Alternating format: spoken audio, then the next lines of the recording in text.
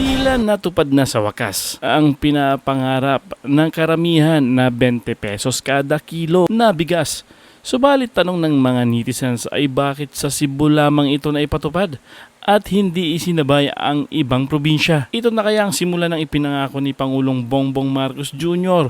Kung matatandaan ay isa sa prioridad ng administrasyon ang pababain ng presyo ng bigas sa bansa. Pero bakit ang kanyang pinsan na si House Speaker Martin Romualdez ang siyang humarap sa mga media? Madami ang nag-react at naging usap-usapan sa social media ang ginawa ni House Speaker. Politiko nga lang ba ito? Kayo mga kababayan ko, ano ang inyong magiging opinyon sa usaping ito?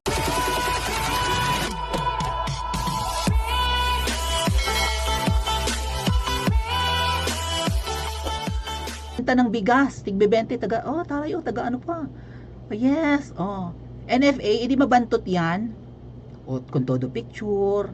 Sa Cebu ito mga ate at kuya. Ang laki-laki na naman ng kanyang tarpaulin doon. Speaker Martin Romualdez, may picture. Ang tanungan ng taong bayan, yung mga tarpaulin ninyo, yung mga pinamimigay ninyo na nandun ang inyong mukha, kaninong pera ang ginastos? Yung imprenta ng mga pagmumukha ninyo sa bawat produktong pinamimigay nyo, sa bawat tarpaulin na isinasabit sa kung saan-saan tuwing may lakad kayo, pera baga ng taong bayan yan o sarili nyong pera? Bakit kailangan ibalandra ang pagmumukha? Di ba ang tawag natin dyan, epalitiko? Epal, di ba? Bakit si Speaker Martin ang tumutupad ng 20 pesos na pangakong bigas ni Kuting? Si Speaker Martin ang apakasipag ngayon. Katatapos lang niya sa farmer's market, nagbibenta na naman ng 20 bigas. Siya pa yung nagtatakal. Sipag-sipag, talbog kayong lahat, mga ate at kuya. Trabaho ba yan ng Speaker of the House? Magbenta ng bigas? Anong pinagagawa nito? Di ba kung ang interpretasyon natin dito pagiging epal, di ba? So ito yung diyan, pagtatanggol ni Jam Magno sa parang sa tingin natin ikaipalan ni Speaker Martin. Usapang epal. Pakinggan niyo si Jam Magno. Sabihin niyo kung tama ang sinasabi niya. Mag-story time na tayo. Ngayon ko lang nalaman na iba na pala ang ibig sabihin ng word na epal. Last time I checked kasi, galit na galit ako sa mga taong epal dahil sila yung mga tao na wala namang trabahong ginagawa, na nasa gobyerno, pero yung mukha nila ang nakapaskil sa mga proyekto. Okay. Mga politiko daw na walang ginagawa pero mukha nila yung nakapaskil sa mga projects. So, nagpagawa ka ng waiting shed o kaya school building.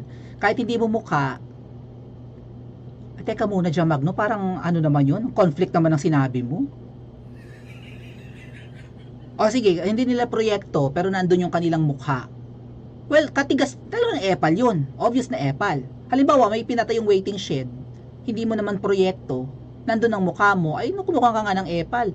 Kung ang isang mayor, nilagay niya ang mukha niya sa isang waiting shed, pero proyekto yun ng ibang mayor, grabe naman ang kakapalan ng mukha nun. Wala naman sigurong ganun, Jam.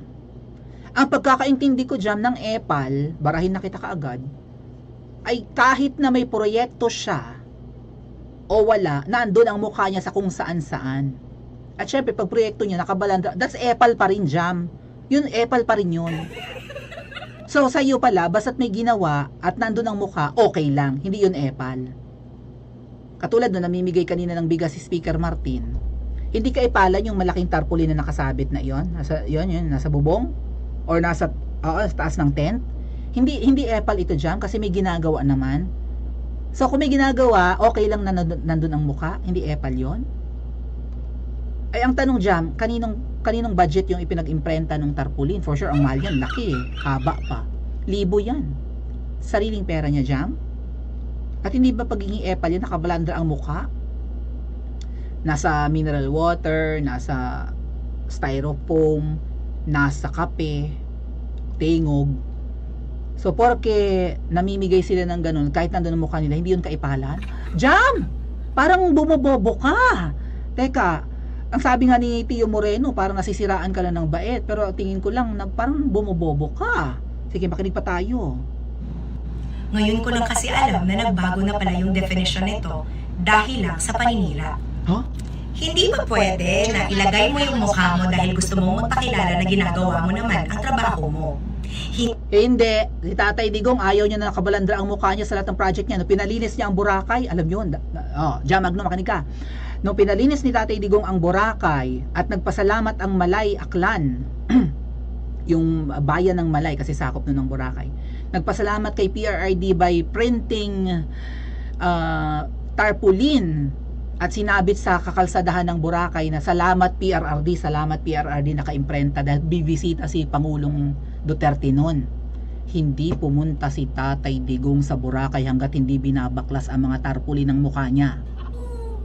Ang mga tiyahin ko nandun, syempre sasalubong kay PRRD, umuwing luhaan, hindi dumating si PRRD. The following day pa yata or after 2 days saka dumating si PRRD kasi ayaw niyang makita ang pagmumukha niya sa pagpapalinis niya sa Boracay. So, sino ngayon ang may prinsipyo, Jamagno? Yung dating sinusuportahan mong si PRRD o yung sinusuportahan mo ngayon? Balita ko nanghihingi ka ng ng pa-billboard So parang okay, gusto mo pag inendorso mo ang isang produkto dapat may malaki kang billboard sa EDSA? May narinig akong ganyang chismis. Can you confirm, Jamagno? Nagde-demand ka ng pa-billboard, hotel accommodation, allowance, food, kineme, bago ka mag-endorso ng, aside from talent fee? Laki-laki mo daw maningin 250 per 4 or 5 minute video, 250k? Tapos kailangan may malaking billboard? Tapos ina-apply mo yan ngayon sa Tingog, gusto mo may mga advertisement kineme, like mga patarpulin na ganyan, na kayo ang Jamagno, anong reasoning mo ito? Hindi ba pwede na gagawin mo yung trabaho mo na walang kasamang chismis? Ang epal kasi, yung wala naman sa thought process ng project, pero yung mukha yung nasa ending. Binago nyo kasi. Ang argument nyo, kung pera ba niya ang pinanggastos niyan? Actually, hindi. So, itong tarpaulin ni Martin Romualdez, hindi naman daw pera ni Speaker Martin ang pinanggastos dyan. Di pera ng taong bayan. Tama na, Jamagno. Kahit anong gawin mong pagtititiktok, pagbabablog, hindi mo maluloko ang lahat. Manloloko ka na Pilit mong tinutuwid ang baluktot.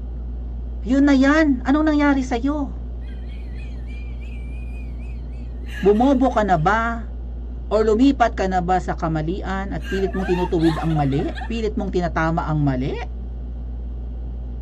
Hindi ka magandang example, hindi ka dapat influencer.